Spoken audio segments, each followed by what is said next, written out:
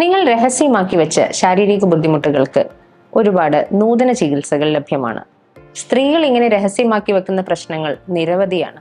തുമ്മുമ്പോഴും ചുമയ്ക്കുമ്പോഴും അറിയാതെ മൂത്രം പോവുക, മുസ്ലിങ്ങളായ സ്ത്രീകൾ നിസ്കരിക്കുന്നതിന്റെ ഇടയിൽ അറിയാതെ മൂത്രം വിറ്റുപോവുക, ഒരു പ്രസവശേഷം യോനി ഭാഗത്തുണ്ടാകുന്ന ഒരുപാട് മാറ്റങ്ങൾ കൊണ്ട് ലൈംഗിക അസംതൃപ്തി നേരിടുക, അതോടൊപ്പം തന്നെ സ്വകാര്യ ഭാഗങ്ങളിൽ കാണുന്ന കരുവാളിപ്പ്, കറുപ്പ് നിറം, ഇതെല്ലാം മറച്ചു വെച്ചുകൊണ്ട് കഷ്ടപ്പെട്ട് ജീവിക്കുന്ന ഒരുപാട് സ്ത്രീകൾ നമുക്കിടയിലുണ്ട്. മൂത്രസംബന്ധമായ ബുദ്ധിമുട്ടുകൾ കാരണം ജോലി സ്ഥലങ്ങളിൽ വരെ സാനിറ്ററി പാഡ് ഉപയോഗിച്ചു പോകുന്ന ഒട്ടേറെ സ്ത്രീകൾ നമ്മുടെ അടുത്ത് വരാറുണ്ട്. എന്നാൽ ഇത്തരത്തിലുള്ള പ്രശ്നങ്ങൾക്ക് കോസ്മെറ്റിക് ഗൈനക്കോളജിയിൽ ചികിത്സ ലഭ്യമാണ്. കോസ്മെറ്റിക് എന്ന വാക്ക് കേൾക്കുമ്പോൾ കൂടുതൽ ആളുകൾക്കും അതൊരു സൗന്ദര്യവർദ്ധന കാര്യമായിട്ടായിരിക്കും തോന്നുന്നത്.